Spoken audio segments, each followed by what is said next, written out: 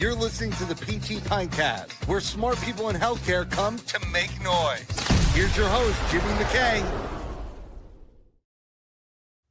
All right. It's a new, I should say new. It felt new a couple of years ago when we were talking about it, but this is a PT specialty that's gaining momentum, and it's about time.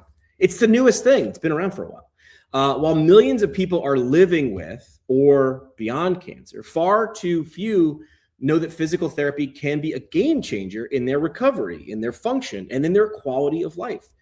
But today, we've got a little CSM preview like we've been doing that isn't waiting for the referral. They're building the case for why every PT program, every clinic, and every physical therapist needs to step up and meet the needs of this population. From classrooms to clinics to social feeds, conferences, and clinical practice, these guests today are helping change the narrative. So let's welcome Amanda and Scott to the show. And Steve's here in spirit is what we'll say. Steve's been on the show before. Amanda, Scott's been on the show before, so I'm going to say welcome for the first time here to you, Amanda. Thank you. And you're in the Lone Star State of Texas. What's real quick? What's your superhero backstory, just to give the audience of context about you and your career? Okay, so I went to, as Scott likes to say, the greatest physical therapy program in all of the land in Ithaca, New York. It's gorgeous. We're very proud. Oh yeah, it's gorgeous. Not this time of year. Go over the summer, right. Nice. Especially if you like wineries and waterfalls. But so I went there, and everybody goes into PT school, maybe thinking athletics or some grand big picture. With no inkling of oncology care. I mean, I graduated even in 2022, and so that's relatively recently, and still didn't really know much, especially like when I went in. So then over COVID, they did a really good job of like keeping us engaged. They did some speaker series of the different specialties in physical therapy. So then in enters Scott on Zoom. Does a great job explaining, about oncology care. And I'm like, wow, that's a really cool niche. Kind of fills my little like nerdy void. And he said, oh, if anybody wants to come shadow me up in Connecticut, I'm like, okay, that's not too far from New Jersey, where I'm from. So I went to go shadow him at least twice, once in a survivorship program and then once in just a clinic day. And that was it for me. I just decided that's what I wanted to pursue. So I worked in the New York area after college, was like kind of starting more of like their oncology program there. They had a really great like breast program, but nothing really coming from medical oncology. So I was a big advocate for that there, and then moved down to Dallas, Texas, started working at UT Southwestern, which has an amazing oncology rehab program. We have like a physical medicine rehabilitation doctor. So been doing a lot of that here. Power of story. Scott, we've had you on the show before, but I'm smart enough to know podcasting is like radio. Just because you told a story a couple of years ago doesn't mean the same people are listening right now. So how's that? Number one, my first question is, how'd that make you feel that you jump on just a Zoom call, right, with Ithaca, right? Great program, go Bombers. And then that story lands. That's number one. But number two, they took a step. They liked it more. They took another step. So first, I want you to do this. Talk about that. And then I want you to tell the audience who may not have any idea who you are, even though you've been on the show before, what that story, or a quick snapshot of what that story was. Yeah. It was, I do think, being a clinician, being a PT now for a long time, I do feel that it's my obligation to kind of give back to the students. And I realized that being an oncology physical therapist, like Amanda said, it is kind of a niche thing, even though there are 20 million cancer survivors living in the United States. So I would argue that it's not necessarily niche, but from a programmatic perspective, when we talk about DPT programs, it is rarely, if at all, ever covered. And so that was really cool that, I really, I give this talk every year to Ithaca because it's my way of giving back. And I'll go into that more in a second. And I always say, listen, I'm an open book and I want you to learn. The best thing I can do at this point in my career is to help bring somebody else into this realm. So, this is my cell phone and this is my email. And, I love having students. They are the future of our profession, Jimmy, so I'm closer to retirement than I am being a new grad. So, yeah. So when Amanda reached out to me, she's like, yeah, like, I'm willing to make the drive, the hour and a half, 2 hour drive up to Georgia to Connecticut to hang out with you. I'm like, awesome. I also think that that's huge to the power of our alumni association. And I think everywhere we go, Jimmy, I know that you've been really, connected with your alumni association as well, with your PT program. So I think that right there, just the power of those of us that have graduated, wherever we've graduated from, to be able to give back, to our universities is great. So it was really, it felt really good. Yeah. To have Amanda reach out to me. And I've had other students do that now too, where they say, listen, I want to see what it actually looks like. Like, it's one thing, to have the PowerPoint, but what exactly do you actually do with these patients? Like, and how is it different? And when they come and they've observed me in clinic, they realize that, doing is just PT. Right. It's just the extra 20% layer of knowing what the drugs are and knowing what these side effects are from the drugs and being able to read that chart and decipher it and be able to predict what those adverse effects are going to be. So that way we can put on our PT hats and say, oh, that chemotherapy in particular can cause peripheral neuropathy. If that person can't feel their feet because of neuropathy, they're a falls risk. So what do? Falls prevention. Any PT could do falls prevention. It's just a matter of understanding why we have to do falls prevention for that patient. And why would persons with cancer and who have survived cancer, why is that particularly, why is that something important to you? So I was diagnosed with cancer when I was in PT school. I was in my last year of PT school at Ithaca. And, you could say that I didn't really fit the profile, right? Like, I ran cross country and track for, my 4 years there at Ithaca. And I was always I never drank and I never smoked and I never did drugs. I was always the designated driver for all my friends and all my teammates. And there was also no family history of cancer. And so I never would have expected in 100 years that I'd be diagnosed. But as a 22-year-old going into his last year of PT school, that's what happened. And, again, why I feel so strongly about our program at Ithaca is because my professors stood by me and my classmates stood by me. And my professors said, we're going to get you through this. You are going to graduate with your cohort. You've been with your cohort all these years. You're not going to go back. You're not going to stay back a year. You will graduate with your classmates.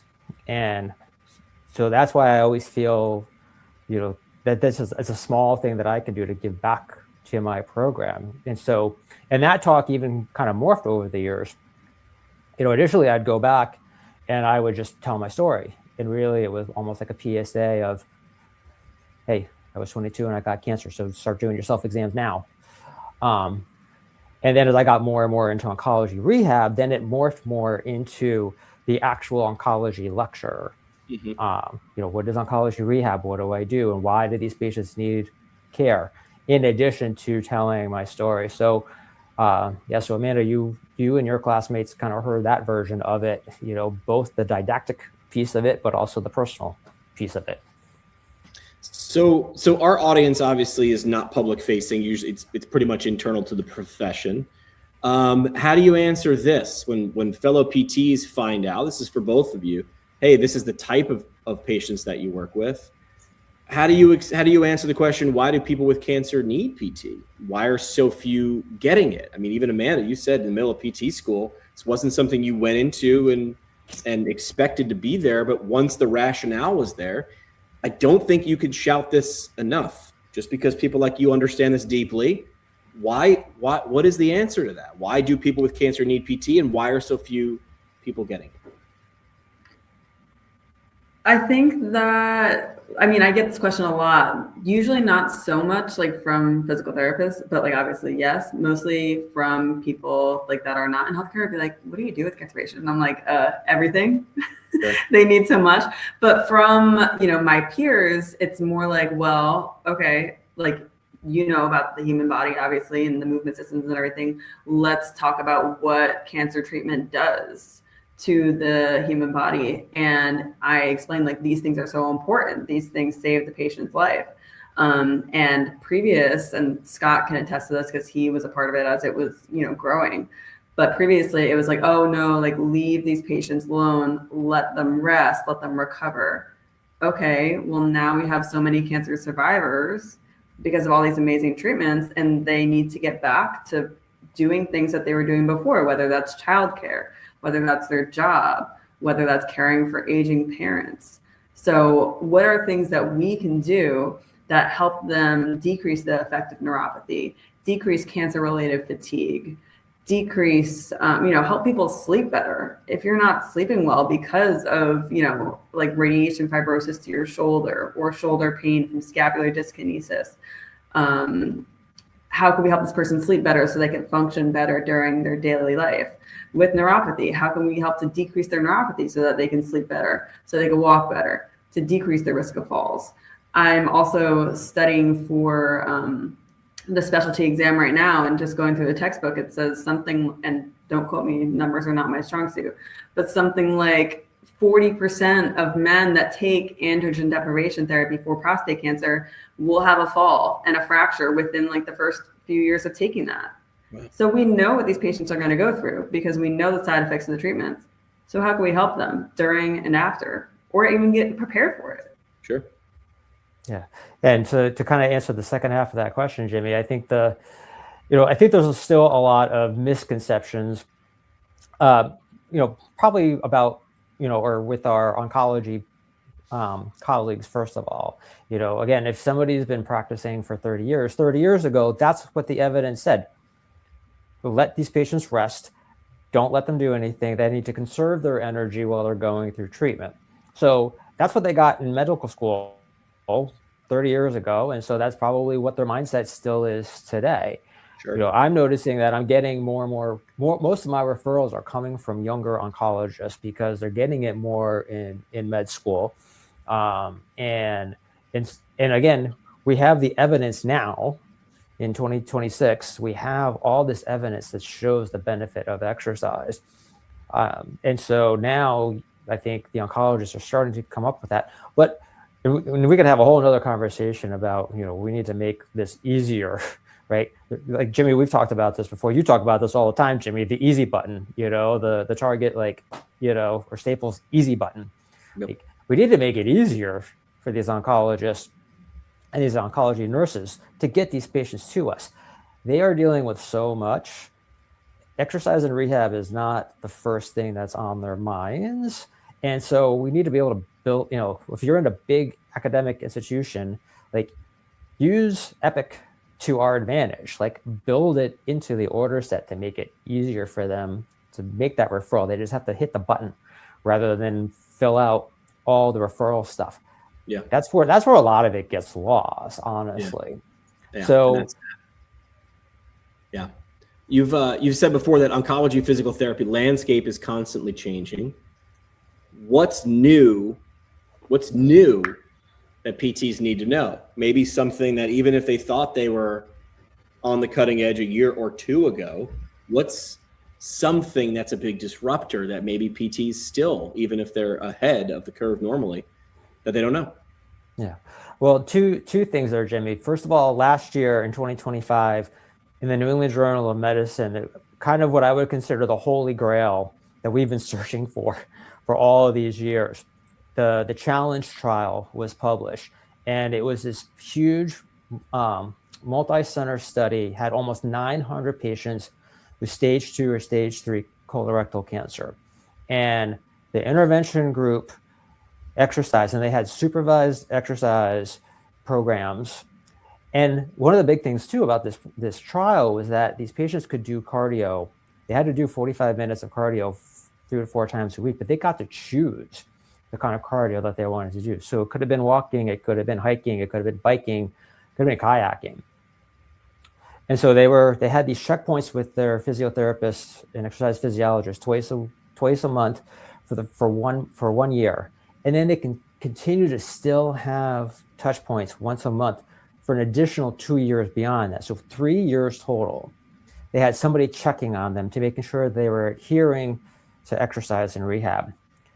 And the researchers found that those that exercise decreased their risk of recurrence of the cancer, of colorectal cancer, by 28%, and decreased their risk of death by 37%.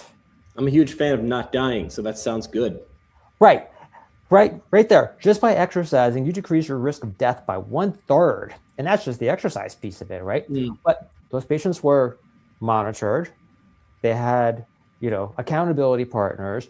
They also got to choose the type of exercise. And then the kicker out of this study, out of all this great data, was that when they did an even bigger analysis and they put exercise up against chemo, a very particular chemotherapy drug, oxaliplatin, they found that the patients who exercised, it was more effective than the chemotherapy was. So that's it. We have the proof that exercise and rehab can be better than chemo in improving overall survival for our patients. So that's one big thing that just came out less than 12 months ago. The other thing, and this is kind of, alluding to the talk that Amanda, Steve, and I are going to do at CSM, is the increase in availability and the development of immunotherapy. Immunotherapy is different than chemotherapy. Immunotherapy is more targeted therapy to try to turn the immune system on, to try to identify the cancer cells and go after them. And again, new data that just came out in January of 26. The American Cancer Society always releases updated stats every year.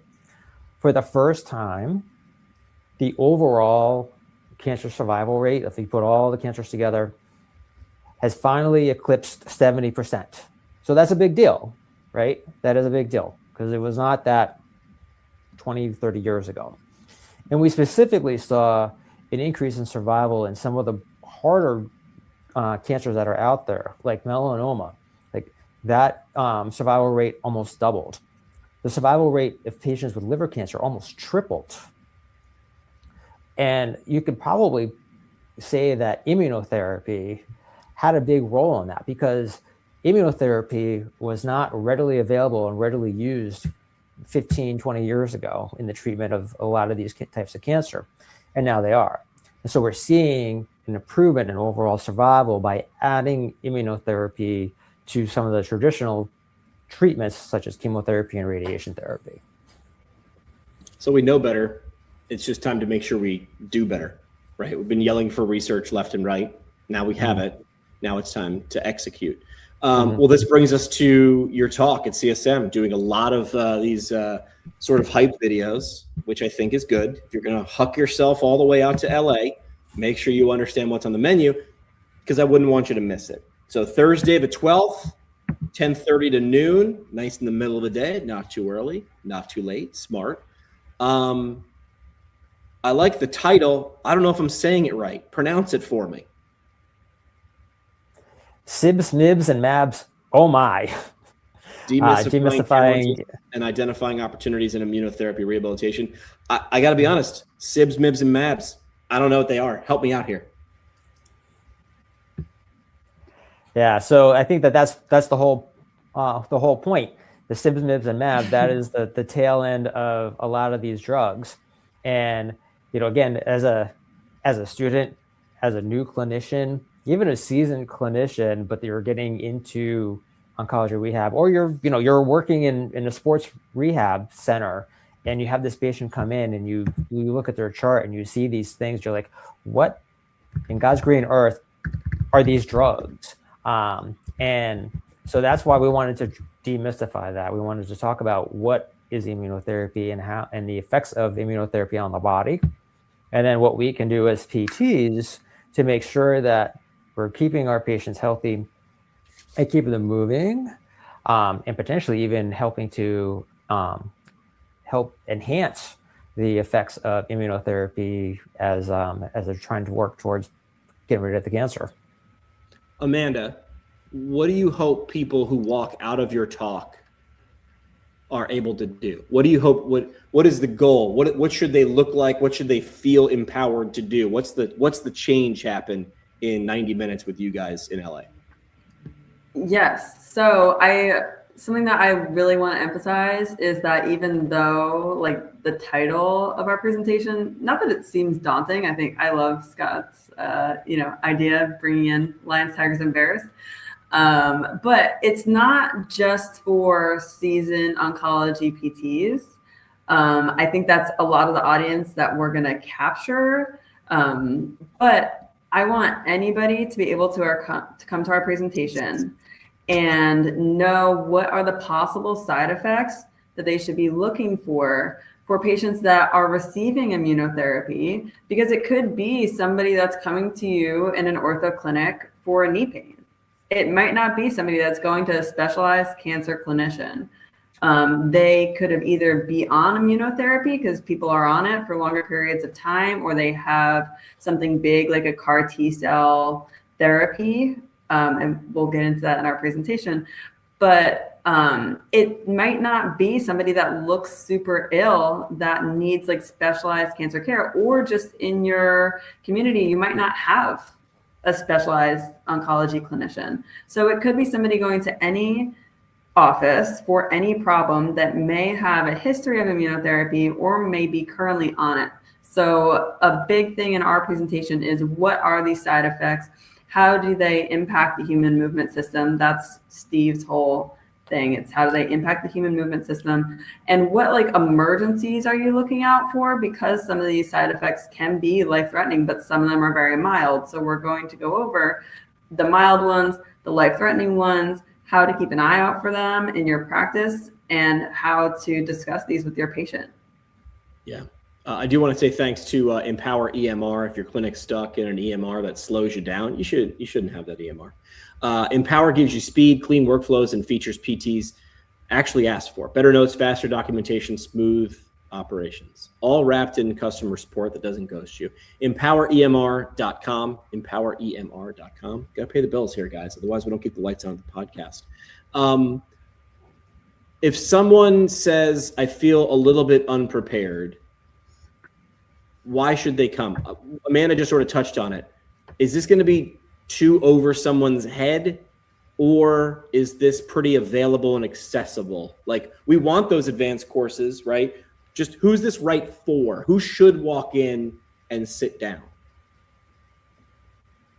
Yeah, I mean, and as Amanda, as you were just alluding to, I think any student and any clinician, whether they're an oncology specialist or not, they should walk in, because we hope to be able to answer those questions so that anybody who walks in then walks out 90 minutes later and says, oh, okay, these immunotherapies, these cibs, mibs, and mabs, they're not that scary, right? Because, Amanda, you just said it, like, not every clinician is an oncology clinician. But again, with 20 million cancer survivors living in the country, this patient could walk into your traditional, mom and pop outpatient sports clinic, in East Tumbleweed, Kansas. But you have to be prepared for that. And so we want all clinicians and we want students, because I guarantee that's not like we talked about earlier. A lot of this is not being covered in DPT programs. I would love students to show up to this so that way they feel empowered when they go out on their clinicals. They could be the ones that are teaching their CIs what this is. I like myth busting. I like correcting, at least. So this is for both of you. You each get to pick maybe one. What's a myth about either oncology, physical therapy, or immunotherapy? What's one myth that you find yourself sort of saying, well, yeah, you're okay, yes, but maybe they're not completely off, but maybe it's a couple degree course correction. I'll give you each an opportunity to correct one myth or update or drop a well actually. about oncology PT that other clinicians need to stop missing the mark on? Well, I think one of the things that I would consider here, and maybe we're going to get into it in our talk specifically, is that immunotherapy is easier than chemo because it's not chemo, right? Like we all know, we have a pretty good understanding, even if you're not an oncology PT, like if you've had a loved one go through cancer treatment, like you're kind of used to seeing, kind of the telltale signs of what chemo is, the hair loss and the nausea and the vomiting and the fatigue and all that. And so you look at immunotherapy and you say, well, that immunotherapy is not chemotherapy, right? It's not designed to kill all the cells at different points of their development. So there's no side effects, so it's got to be good for you. But Amanda, you were talking about this, that there are mild side adverse effects and there are some pretty significant side effects from immunotherapy. And as clinicians, we might be the ones who see that for the first time in these patients, and we have to know what that is, recognize it, and then be empowered to run that up the chain to the oncologist to say, hey, I saw Mary Jane in clinic today, and this is how she presented, and I know that she's on, pembrolizumab. So I think you need to reach out to her and get her in clinic and do a full workup of her. So I think that's one of the myths that specifically for our talk at CSM, to try to bust that myth that just because it's not chemo, that it's a breeze. All right, Amanda, you got to follow that. What's the thing what's the rock in your flip flop that you'd like people to get right once and for all? Man, I have so many things in my brain. I think an important thing that Scott just brought up about pembrolizumab. So if you've ever heard of Keytruda, in a commercial, I'm sure everybody's seen the Keytruda commercial. You know what immunotherapy is? That's pembrolizumab. So it's much more common than you think. There are like a lot of these drugs out, even though they're relatively new, they're being used a lot, like Scott said, and they are, responsible for some of the increase in cancer survivors. So there's that. Jimmy, you do know an immunotherapy. Keytruda. But I think a rock in my shoe is that number one, cancer rehab is sad. Right. So a lot of people are like, man, like, how do you do that? Like, I'm like, because so many people are surviving. I mean, of course, I do have some patients that are stage 4, more end of life. It's equally as important for them. But I have so many patients that are surviving, and we're doing prehab, and it's not just death and dying. But I think that the most important thing that I do want to bring up is that PT belongs in hospice and palliative care. I think there's a misconception, especially on an inpatient side, because I've done that as well. When you go into the patient's chart, you see a palliative or a hospice note, and you're like, oh, defer, get that patient off my list. And there's another really awesome CSM presentation about, palliative care. I believe that's Chris Wilson's doing that one. So PT belongs in palliative care, and palliative care is not just when the patient's dying. Palliative care, especially for cancer patients, is often involved from the point of diagnosis to help with comfort, but it's not just comfort care in dying. It's helping them. And there are ways that physical therapy should be involved in palliative care. And just because, like, let's say a patient was, more end stage, you weren't expecting them to improve, you're expecting a decline. That's an even more important reason why physical therapy should be involved. And there are ways to write a plan of care and write goals for maintenance therapy, where you're not saying, oh, the patient's not improving, so I have to discontinue care. No, like you should be involved to help prevent decline, to help prevent increased reliance on caregivers, to help them maintain their function and independence through their end of life, which is such a huge quality of life thing. Yeah, I mean, I'm so glad you brought that up, because and right there, what you were talking about, like goal writing for that patient who's at end of life care, like one of the biggest things that we could do as rehab professionals in that setting is caretaker education. Because if the caretaker, is trying to do transfers for that patient, trying to do bed to commode transfers or whatever that might be, and the caregiver throws their back out, Mm-hmm. they can't care for their person. So there is always a role for physical therapy, especially in that setting. So Amanda, thank you so much for saying that. That's the rock in my shoe. You each get one shot, one opportunity. Don't throw it away. Someone who's listened to this episode to this point, and they're going to get on a plane, or they're on a plane right now as they're listening and putting their schedule together for CSM. What's your pitch? What's your 1 or 2 sentences on why they need to come to your talk? When they come to our talk, they are going to feel empowered that they can treat any patient with a history of cancer. We want to be able to demystify not just immunotherapy specifically and its treatment in cancer, but we want to be able to demystify the whole aspect of oncology care, and that any PT can care for anybody with a history of cancer. And they need it. Amanda, what do you got? I think that, yes, Scott, that's it as well. And we are also going to go over some cases in our presentation. Yeah. So I'm really excited about that. And it's going to show that there's a huge opportunity for prehab, not just in immunotherapy, but in cancer care.